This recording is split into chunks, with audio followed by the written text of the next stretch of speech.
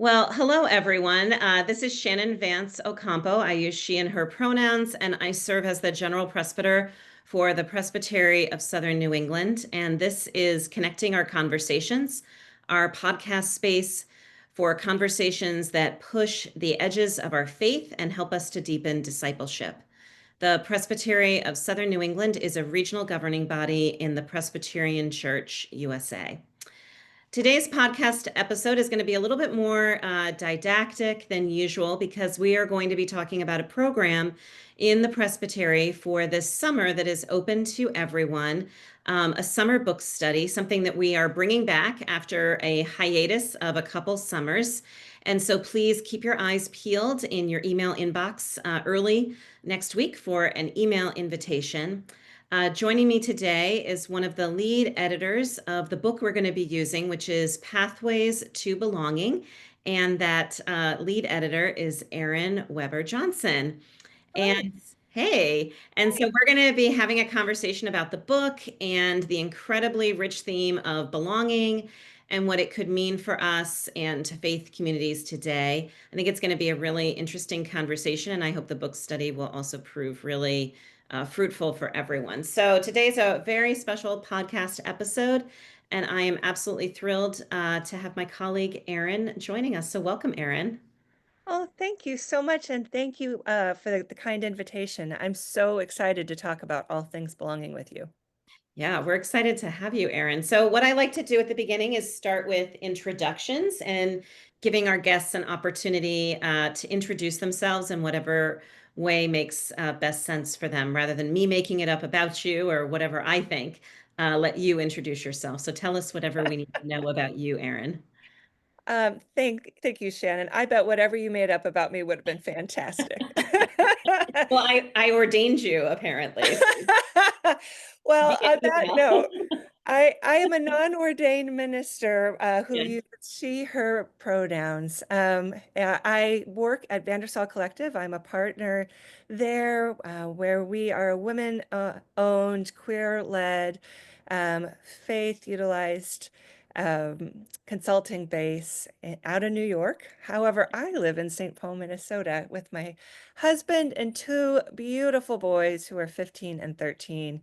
I call them St. Jude and St. Simon.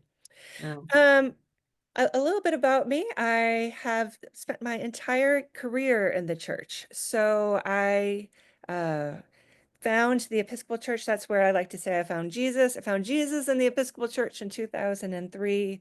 I was a missionary there with my husband, where he discerned his call to the ordained ministry, went to seminary in New York, and then I discerned my call to the non-ordained ministry as a vocation, and went to NYU and got a master's in public administration, and then was at Trinity Wall Street for a few years, and then at the Episcopal Church Foundation for 10, where I did capital campaigns, annual giving, and strategic planning as a senior program director. Mm. And then in 2018, joined Mika in this beautiful startup that really reflects our own theological understanding of the way God moves. As far as my own ministry, many of you might be wondering, well, what does this person have anything to do with belonging? Which is a Mm. great question. So I'm also very much a writer, and this actually is my second volume that I've worked on. The first is called Crisis and Care: Meditations on Faith and Philanthropy. Mhm. But very much I root my work in a practical theology that asks questions about what does it mean for us embodied people that we are to embrace a God that loves us, not for what we do or for what we produce, but for who we are as beloved. Mm. And at that intersection, then what does that mean for our own narratives about money, about sustainability, institutions, and in this situation, primarily, what does it mean when we have these theological notions about how we feel we belong or don't belong? What are some notions of belonging that have been destructive, and what are some new life-giving ways that we can move into in the world? So that's a bit about what I bring today.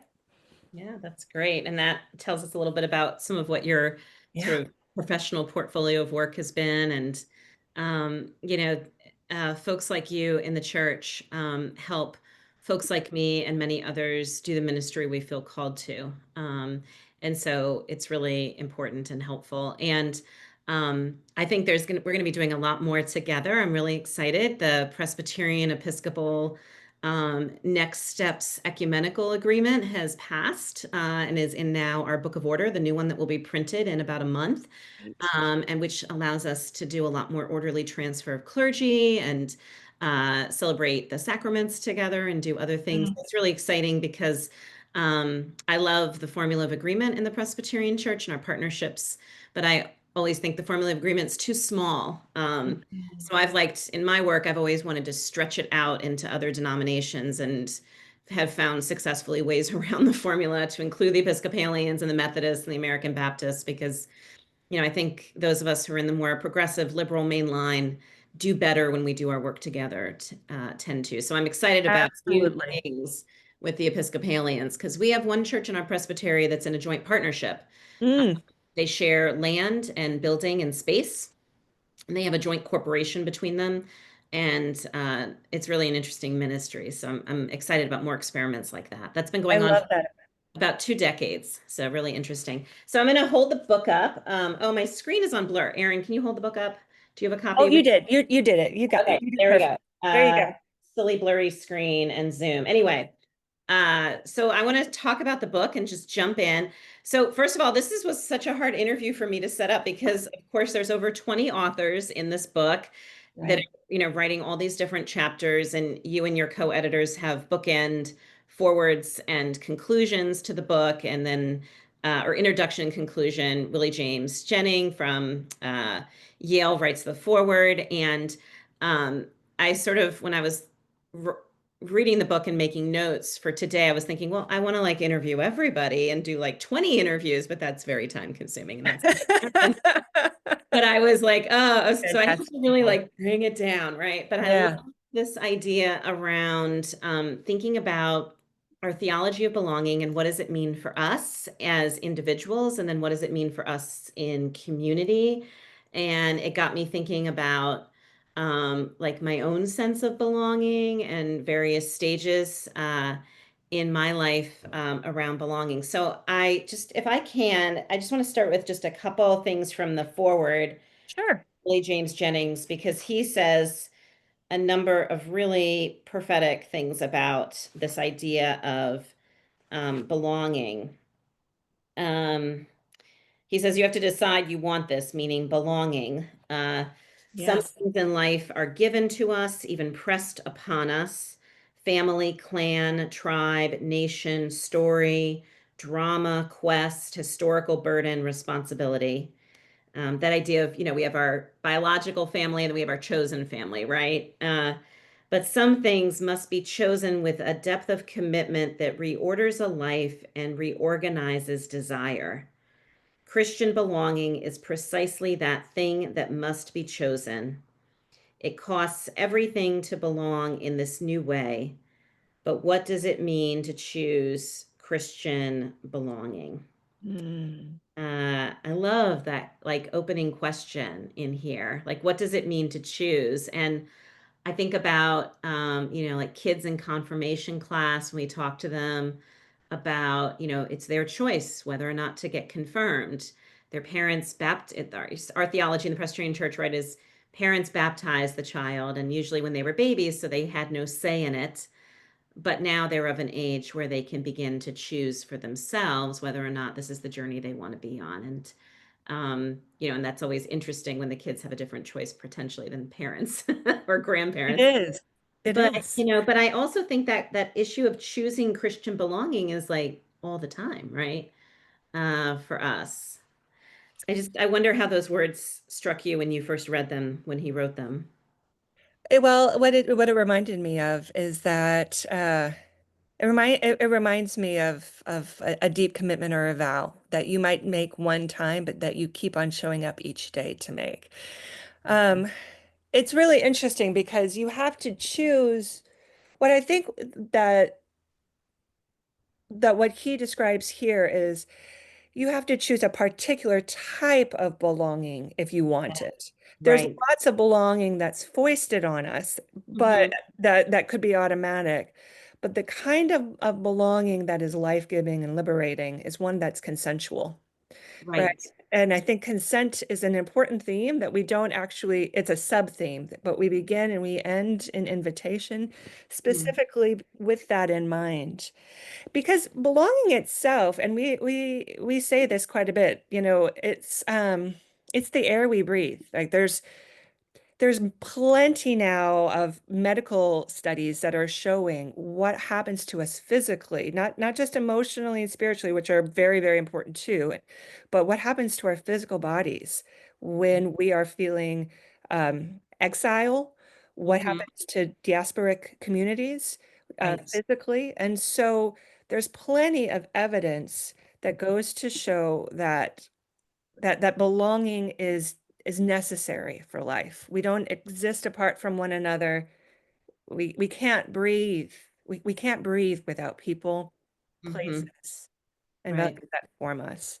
But I think, Shannon, to that end, like using like breathing as like a metaphor, right? Like our bodies acknowledge our dependence when we breathe, right?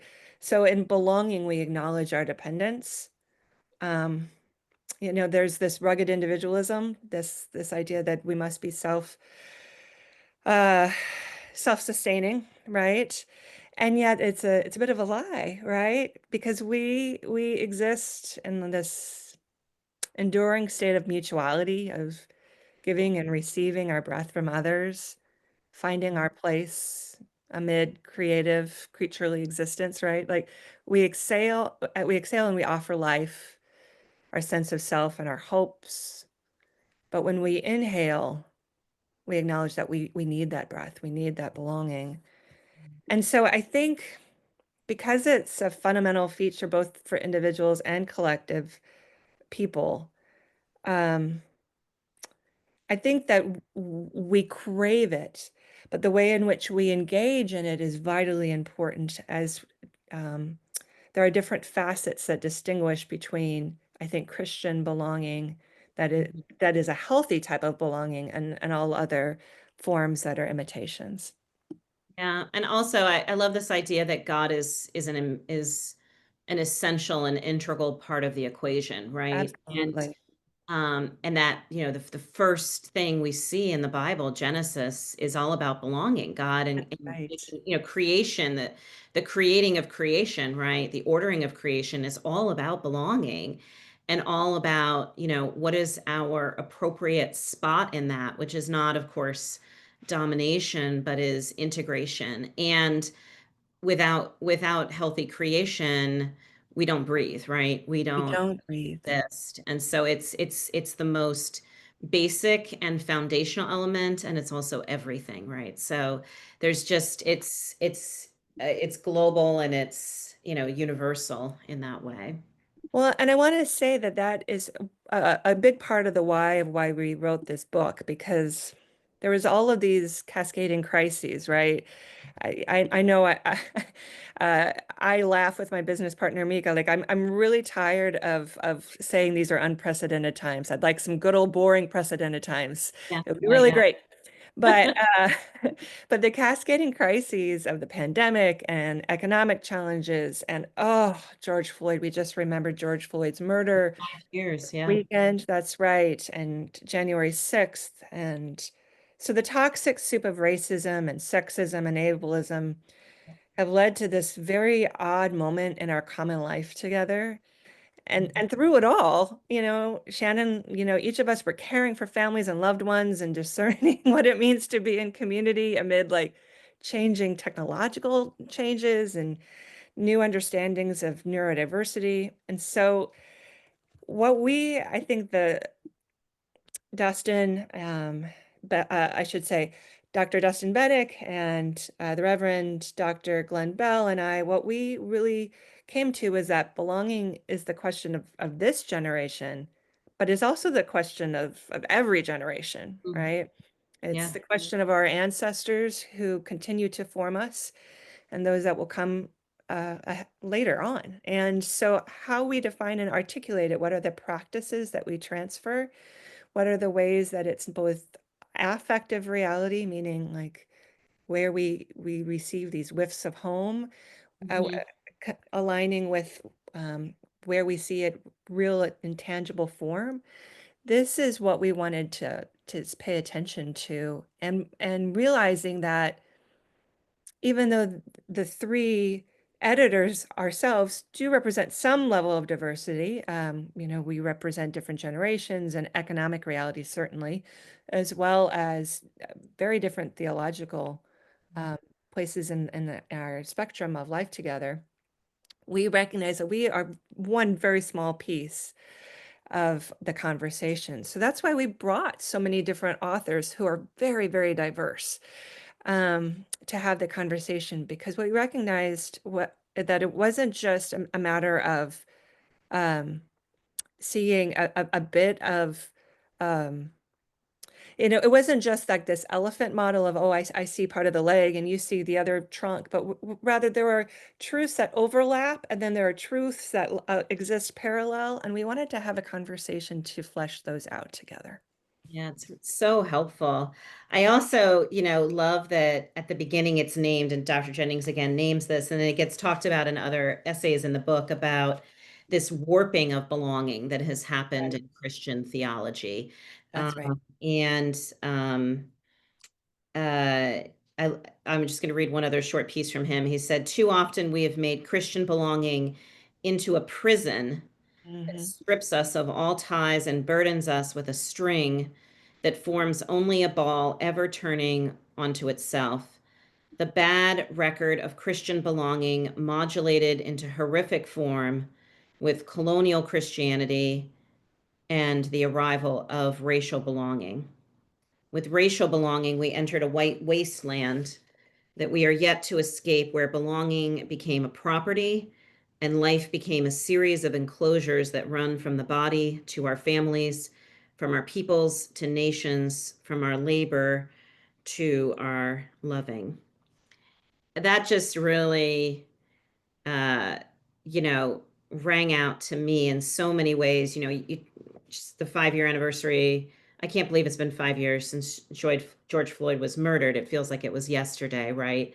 But also that there's just so much going on at all times. And as someone who spent a large amount of my time outside of the United States and the global South, I certainly resonate with that idea of a wasteland and property, this missionary adventure misadventure that we've been on in the global South as Christians in the global North, and the way that we tied that missionary enterprise to the capitalistic and militaristic taking of land and people, and then telling them to adopt a theology so that they would belong in the right way, with the Mm. right kind of church, with the right kind of Jesus, right? I mean, it's very deep and twisted in those ways.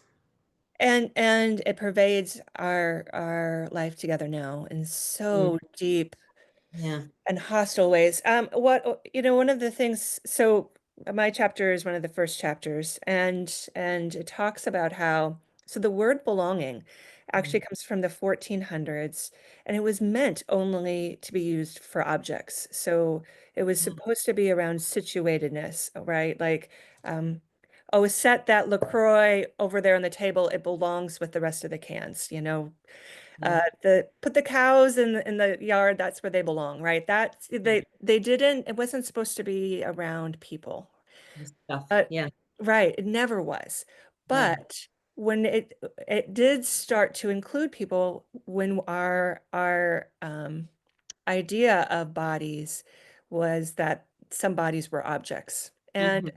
I want to name, we might focus on one period of time, but we see this all throughout the Hebrew scriptures. We see this throughout all New Testament, right? Bodies being used as objects rather than as beloved creatures of God, right? Right. And but what happened is that when we started to use belonging for people, then we started to ask some really hard questions that, to your point and to what Dr.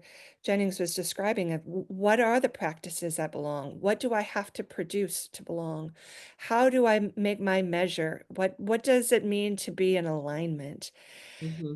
And these questions then invade our souls today. So, from a worker's point of view, for example, how many hours a week do I have to work in order to feel like I belong here? Mm. Right? How do I have to prove my worth at church? How many hours do I have to volunteer so I feel like people feel like I've got skin in the game and I belong, right? You hear these things come up in really sneaky ways that show a clear sense of uh, needing to put a commodification to our work that is false. We were not created to be commodified. We were not created to put a dollar sign as to what our hour is worth. We were not created to belong purely for what our product could be. And I want to say the absence then of true belonging, it kills our souls, right? Like it kills, but it also kills, it functions like a parasite within the core of our being. Hmm. It slowly eats away at what we need to live and thrive and grow, and it renders us unable to extend ourselves to others, right? We become really careful about, uh, n- you know, boundaries are good, but we become very careful about not being used because we don't trust others. And as our inner life grows thin, we grow less able and willing to extend trust and kindness and attentiveness that emerges.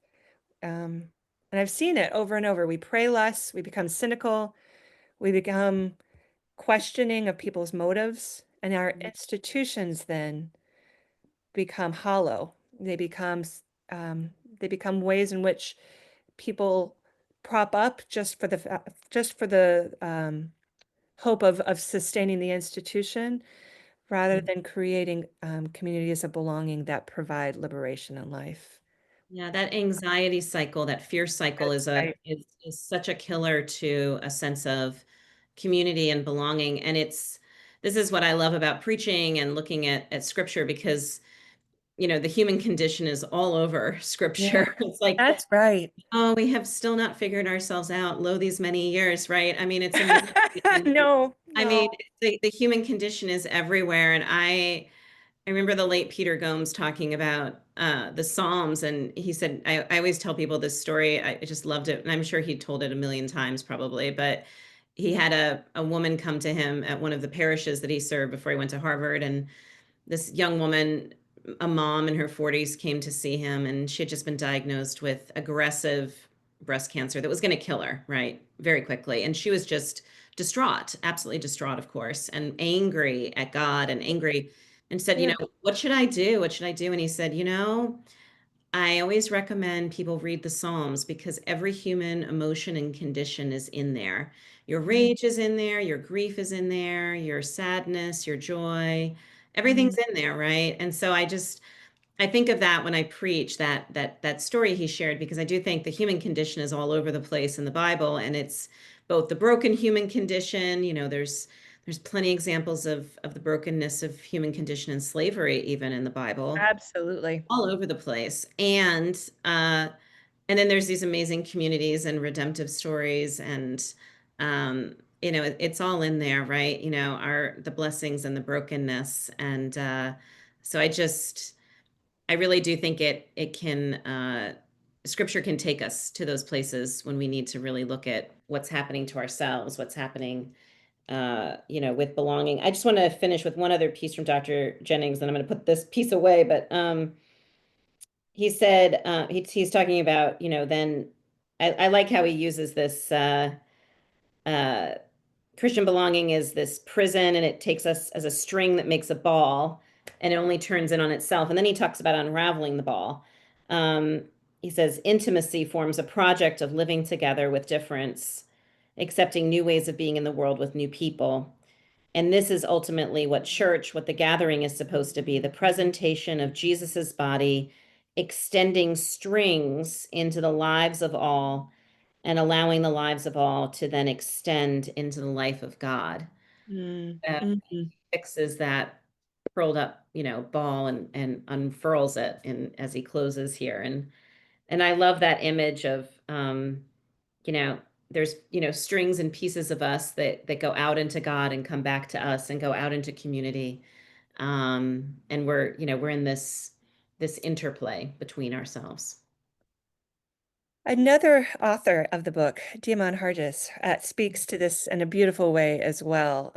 He is what's called a roving listener and has done just a remarkable job of showing us a different way of creating and fostering belonging and community, where by listening and by creating, you know, there's lots of formal ways to do asset mapping, but the way that he does it is from a place of our community has so many strengths Right. and has so many gifts. And so what do I need to do? What are the questions I need to ask so I can hear the stories of these strengths and gifts? And then as these um, as Dr. Jennings' metaphorical ball unravels a bit, where we start to see where people are connected, then how do I form new connections, right? Um, he is brilliant at it. And the way that he has described it in the volume, I really want to highlight to you all, uh, brings just a fresh sense of hope for me, um, that. Um, that we do the work and we don't always see the product of what we do, and that is okay. Because as Patrick Reyes writes in his second chapter or third chapter of the book, sometimes the work we are doing, we do for the generations to follow. And that's good too. That's a virtue. Yeah, we're doing something reparative with what we do. I also loved, I saw, glimpses of my own story in some of the writing and just the real human Yeah. stuff. I loved in your essay how you talked about going into this diner and someone said, "Oh, I know you're a Weber," right? Like I Yeah. belong because of your face and The Weber face is real, Shannon. It's Weber strong. face. Oh my gosh. Well, so years ago we were in Granada in the south of Spain, which is where my husband's father's side of the family was from before they came to Colombia. Now they came 500 years ago and they were the conquistadors. So, bad things, very bad things. Okay. But we were walking in Granada and this woman was walking towards me on the street and she was the spitting image of my father-in-law's sister, Tia Mm. Gabriela. And Mhm. Tia Gabriela, she just passed away in November. So blessings upon her. But she Yeah. was sort of a little bit of the family terrorist, I have to say. Oh, Like everybody oh, was a little afraid of Tia Gabriela. Like she was a tough cookie, like she loved everybody, but she was tough. And I had this moment of panic on the street because I thought I was like, oh no, I'm in trouble. What did I do? She's coming, like she's walking down towards me. And then my next thought was, wait a second, Shannon, snap out of it. There's no way. She's too elderly. She can't fly across the ocean anymore. But I mean, the gene pool is strong, right? I mean, it's amazing what happens. And so when I was reading that story about Weber face, I thought, oh my gosh, yes, I saw that in Spain on my husband's side of the family, and then in Christopher de la Cruz's essay at Coffee yes. Bars in the Presbyterian Church, talking Yes. about how his preschool and elementary school teachers would tell his mom not to teach him Tagalog, his native language at home. That happened to us. We raised our daughter bilingual from birth, and I had a number of parent-teacher conferences when she was little where they would tell us, don't take her home to Colombia for the summer. Don't speak Spanish at home with her. She's going to get behind in school. Oh no. And we would have to tell the teachers, like, take a hike in a very nice way. And this was in a religious education. She was in Catholic school. She was at the lower school where my husband taught at the upper school. And so these resonances, like I think people as I hope as folks read the book that they will find resonance and story where they'll be like, oh, I see a little shard of myself in here or a Um, little piece of my story in these things because we're all walking the journey together. We are walking the journey, and it's a complicated one. Right. So, in my chapter, I talk about how odd it felt to feel like, oh, I belonged here, and yet why? Yeah. I didn't understand why did I? Yeah. And especially because I tried so hard to belong in other places. Hmm.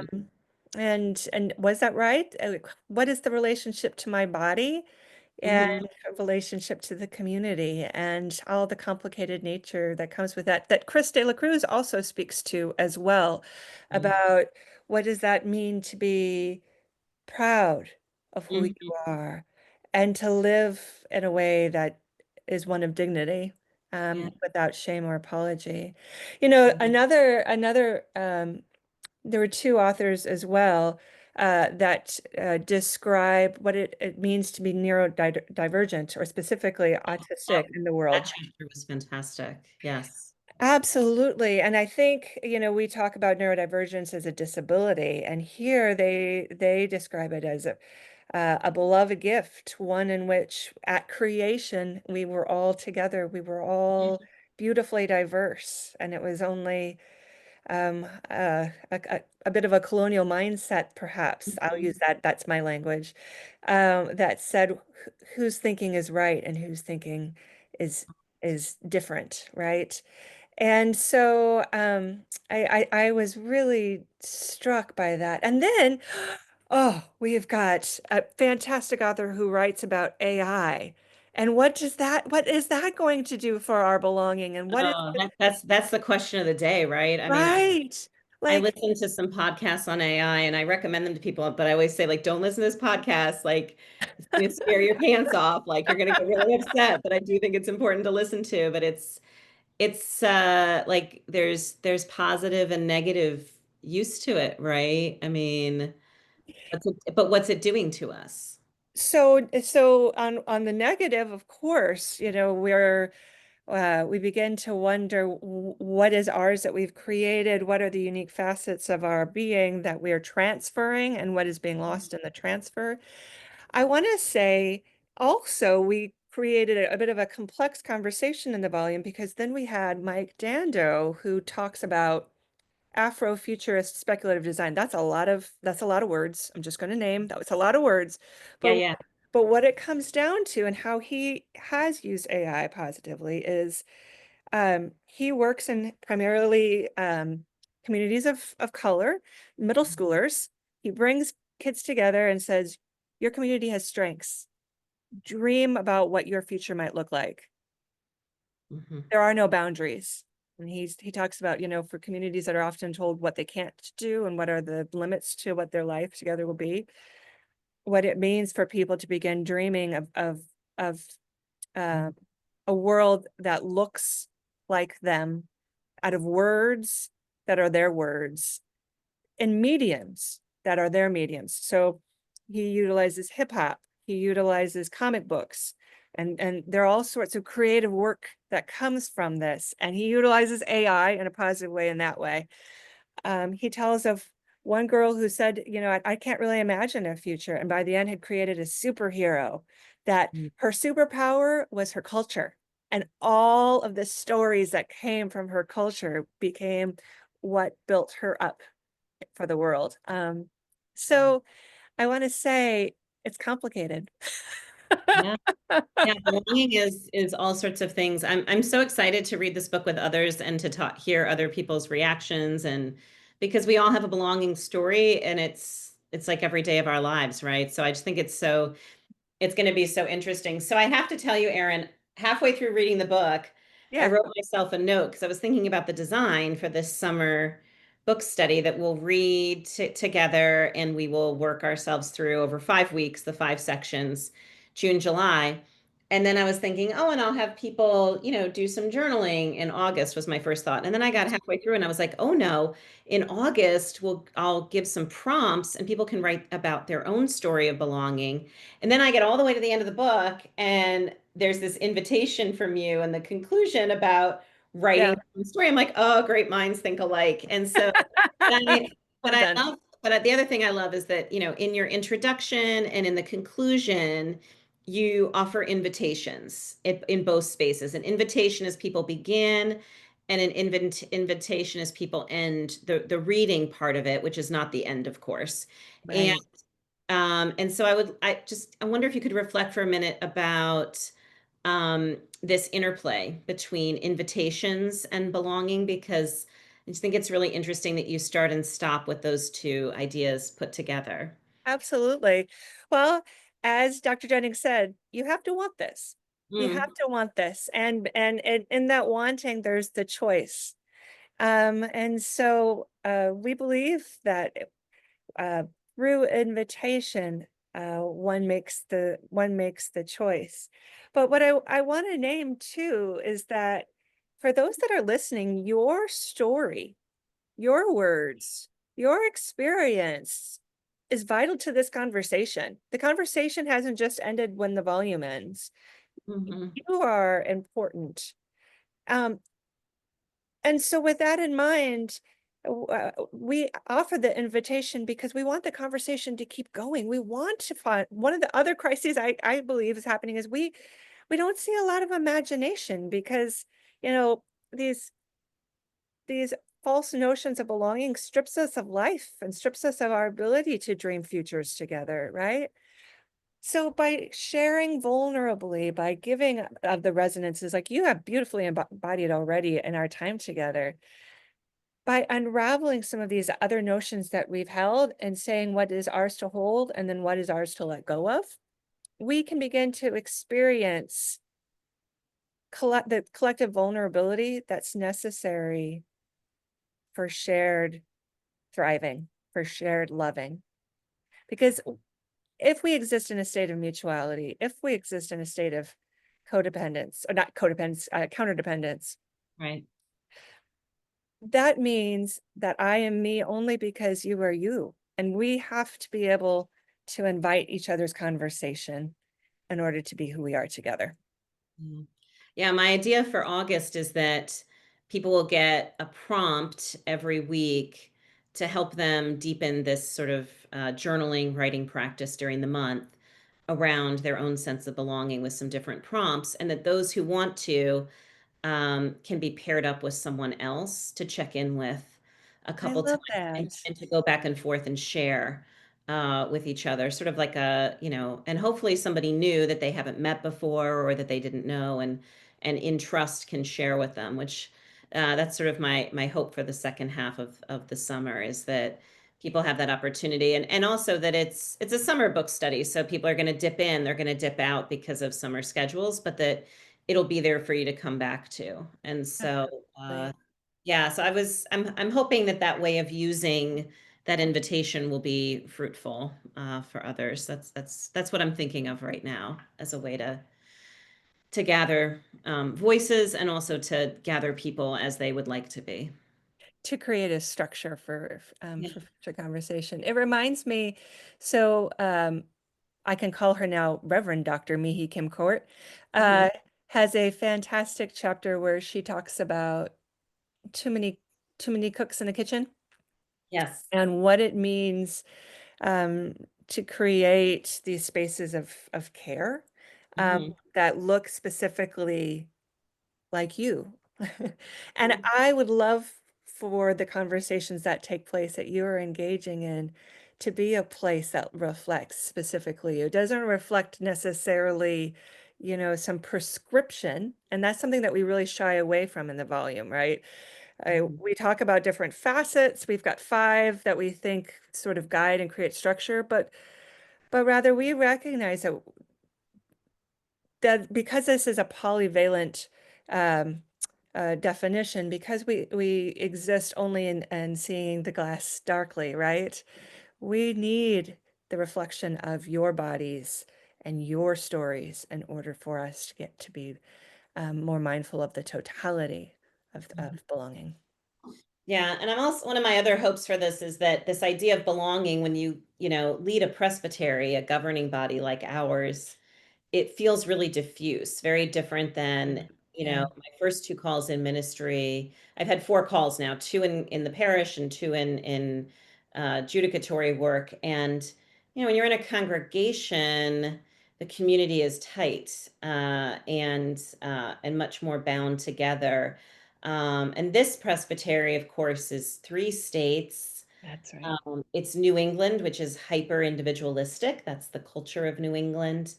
If you go two towns over or one town over, you've gone to the moon in New uh, and uh, and so the states are very different, the cultures are very different. We have wide economic disparity in Yeah. the presbytery. We go from, one percenter communities to immigrant communities that are largely undocumented to everything in between.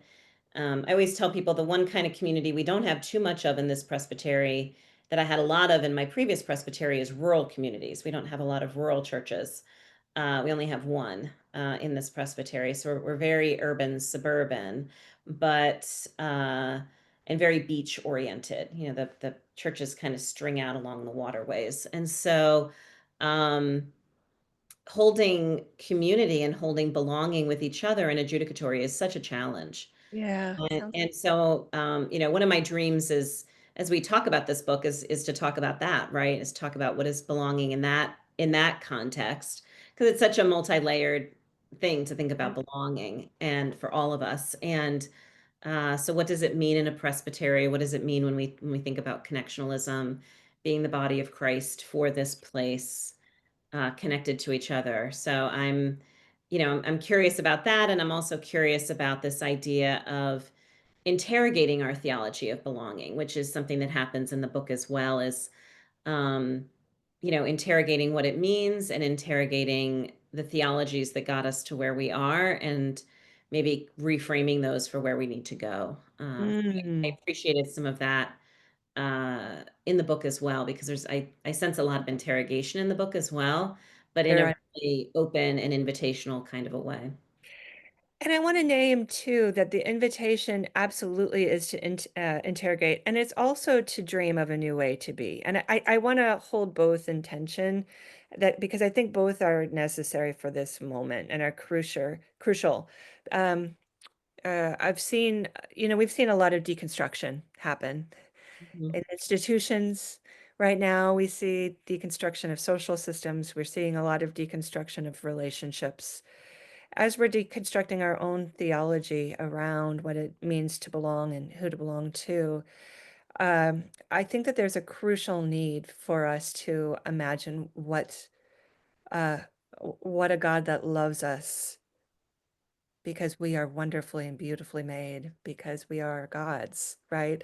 Like to start naming what we do know together and claiming that as our own is vital practice as well.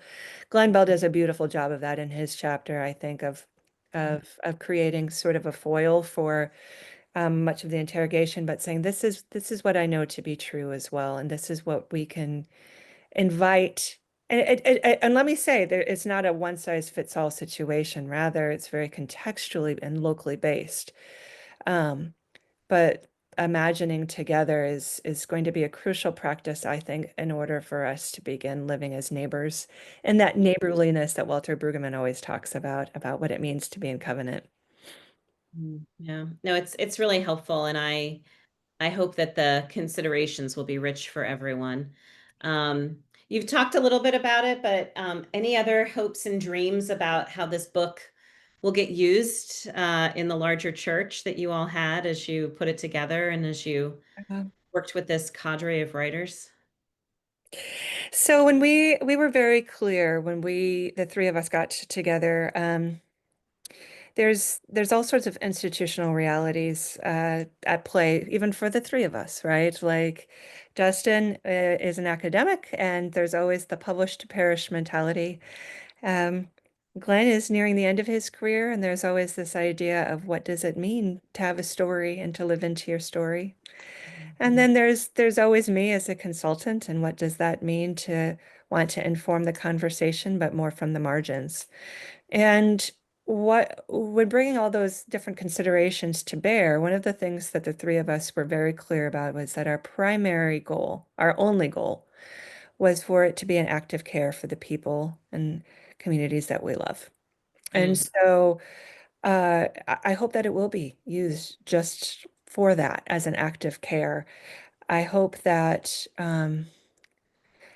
communities will receive the invitation, and that will bonds of trust will be built through the conversations that are created.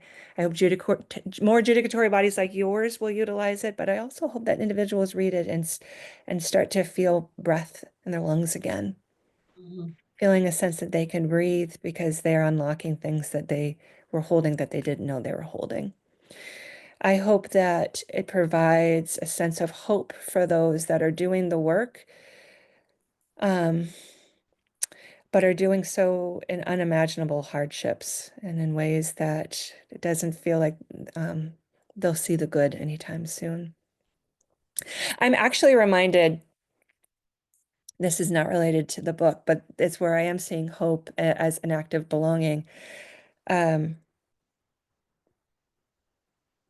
our dear friend, the Reverend Dr. Derek McQueen, uh, is the pastor at St. James Presbyterian Church in Harlem, and he's absolutely dear to Mika and I. And his church was broken into on the 130th anniversary of their being together, and much was stolen, and many things were destroyed. And we started a GoFundMe for him, not for him, for the faith community, and of which he's very much a part of. And it's been remarkable to see the way in which people have given. Um, Many of whom don't know Derek, many of whom maybe only know Miko or I. But I think that there was a desire to give as an act of repair Mm. and as an act of building something new again, to say we can dream something better together. And so that is where I find a lot of my hope as well, is that that in so doing this work and talking and being with one another as God's people, we begin to repair. That's really helpful. I I appreciate that this presbytery is beginning those practices Yeah, of me repair. too. And some of that has been through the journey we've been on the last 6 years of we worked with a consultant on anti-racism and developed a team, and that's now woven into the life of the presbytery. Mhm. We're nowhere near where we need to be on that journey, but we're taking it, right? Which I think is an Yeah. act. You And have to choose this, yeah, Shannon. You have to choose it. yeah, you have to choose it. And then uh, we had our presbytery meeting a few weeks ago, and this rural church I talked about a few minutes ago is going to be closed in the fall. Their ministry life cycle has come to an end, and it was a circuitous road that got us here. But the land, they have about 22-ish acres and 22 and some change, and the land is going to be gifted to the Nipmuc people, Oh, the beautiful. original tribe in the area, and they're going to develop a community center out of our building because, of course, the history of the land grabs in New England in the colonial period was not just kill and murder everybody, but move them off the land to faraway places so they can't come back.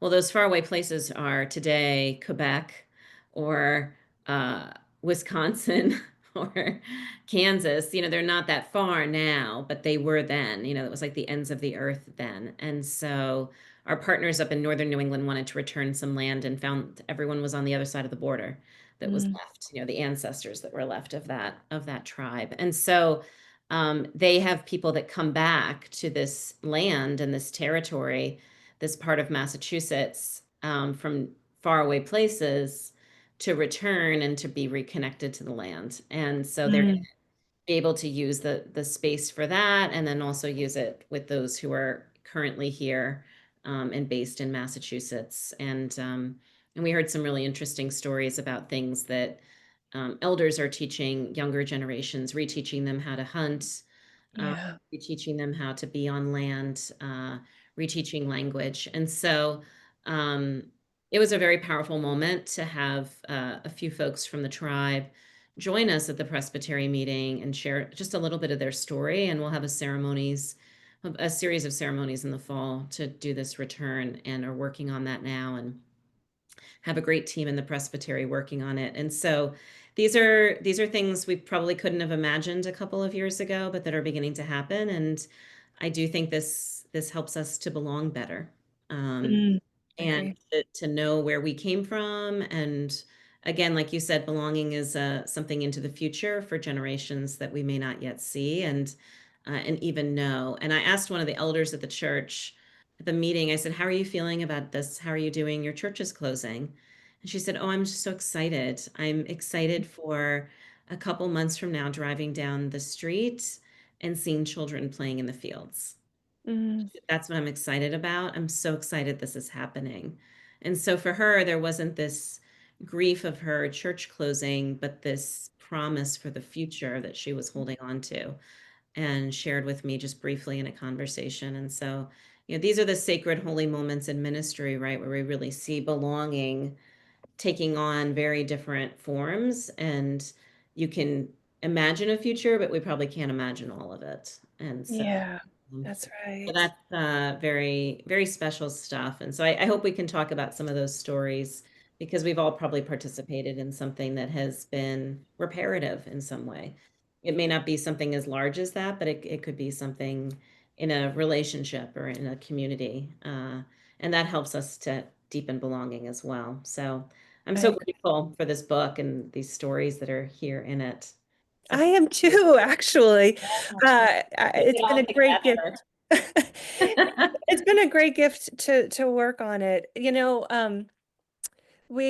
was interesting. It's what I want to name it's the sequel to Crisis in Care, Mhm. but it's set out in the same way as that it's set out to be meditations or reflections. It's not set out to be like a checklist Right. and also we were very careful to say that people are going to have different access points and different theological understandings, and so to try to write to a broad audience of people so that there's not barriers to entry. And so that's something that I think is something that we held throughout. And so I invite everyone who's listening to dive in at wherever you want. The chapters do not necessarily build on one another. You can take each one independently and go at your own journey.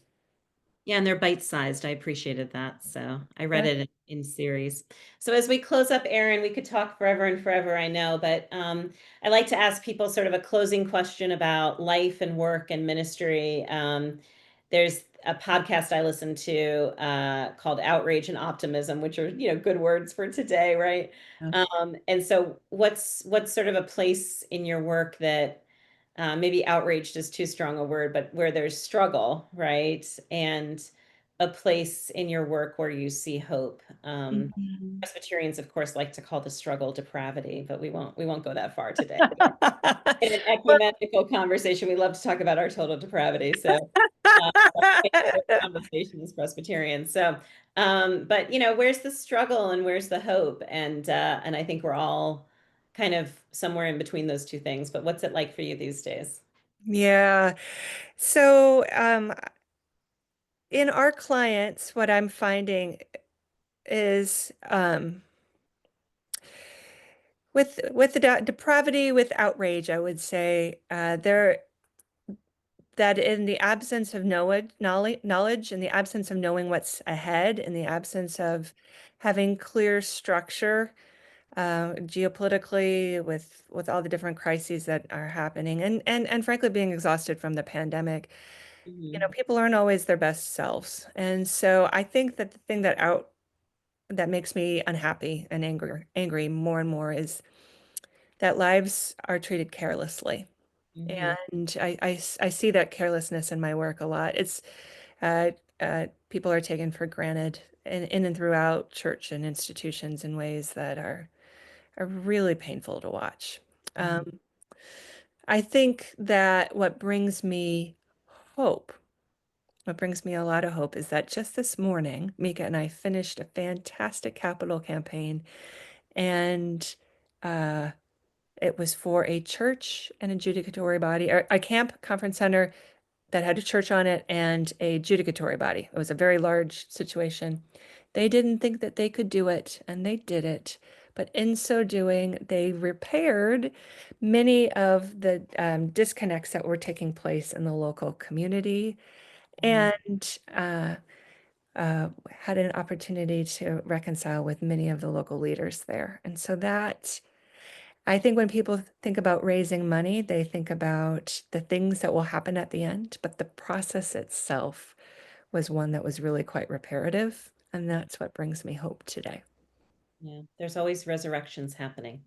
Yeah, we are an Easter people. Yeah, yeah. It's a great place to leave it. Thank you so much, Erin, for being on the podcast for our presbytery, this podcast connecting our conversations. We talked about a couple of resources today. We're going to link those in the podcast notes, the book, information about the study, all of that. I'm absolutely thrilled that we're going to be delving into this amazing book and series of thought essays and theologies this summer, and really excited to see what the Spirit will do for us in this encounter with each other. So thanks, Erin, for bringing this to us, and thanks for being part of connecting our conversations. Thank you very much, Shannon. Thanks.